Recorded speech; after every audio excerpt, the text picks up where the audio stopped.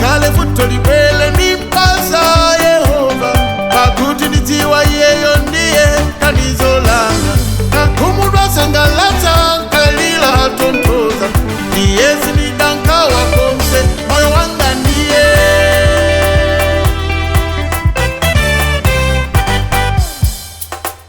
maisi matama koma Mulungu ndiye hakika sipina wazeru kose Mulungu ndiye hakika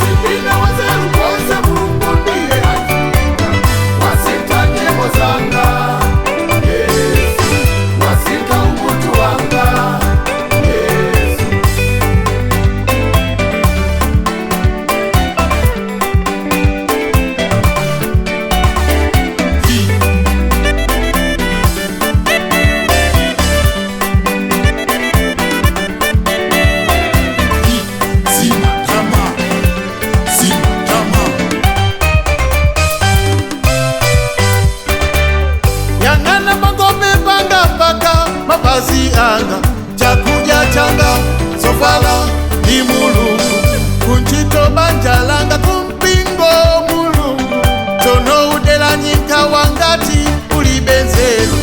okupata moyo yozangalepele kusamala ni Mulungu wa bwino opele kati ya mbekezo sinzelu zanga